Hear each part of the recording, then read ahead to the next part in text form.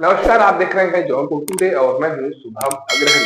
यहाँ से बड़ी खबर है कि टाटा ग्रुप के मालिक और दिग्गज उद्योगपति बिजनेस टाइकून कहे जाने वाले रतन टाटा जी का निधन हो चुका है।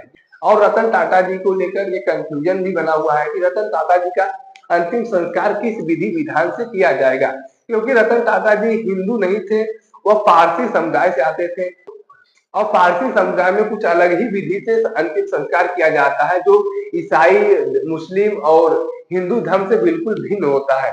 जी हाँ, इनके अंतिम संस्कार की बात किया जाए तो अभी तक कुछ क्लियर नहीं हो पाया है कि हिंदू विधि विधान से इनका अंतिम संस्कार होगा कि पारसी विधि विधान से अंतिम संस्कार होगा।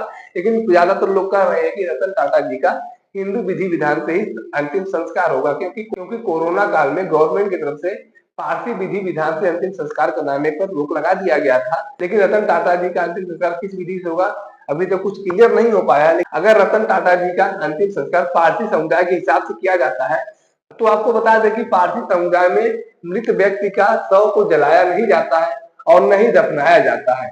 तो आप सोच रहे होंगे कि जब जलाया नहीं जाएगा और दफनाया नहीं जाएगा तो क्या उसे नदी में बहा दिया जाएगा। तो आपको बता दें कि ऐसा भी नहीं होने वाला है, क्योंकि पारसी समुदाय में जिस हिसाब से अंतिम संस्कार किया जाता है उससे कहते हैं दोखमा।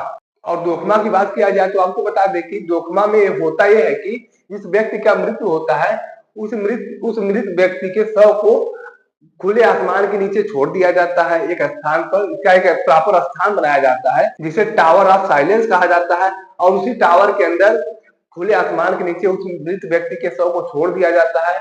और इस शव को चील कौवे, जो मांसाहारी पक्षी होते हैं, उसे खाकर खत्म कर देते हैं। यानी कि उन्हें न दफनाया जाता है, न जलाया जाता है और न ही प्रवाहित किया जाता है। एक टावर नुमा स्थान बनता है, जिसे आप आम भाषा में कब्रिस्तान कह सकते हैं। और वहां पर एक स्थान प्रॉपर बनाया जाता है, टावर नुमा स्थान बनाया जाता है। और उसी टावर नुमा बनाए गए स्थान के अंदर मृत व्यक्ति के शव को डाल दिया जाता है। और यह टावर ऊपर से बिल्कुल खुला होता है, जिसमें आसानी से मांसाहारी पक्षी जो होते हैं वो घुस जाते हैं और इस शव को धीरे धीरे खाकर खत्म कर देते हैं। इस हिसाब से पारसी समुदाय का अंतिम संस्कार किया जाता है। लेकिन अभी तक यह क्लियर नहीं हो पाया कि रतन टाटा जी का अंतिम संस्कार पारसी समुदाय के हिसाब किताब से होगा या फिर हिंदू धर्म के हिसाब किताब से होगा।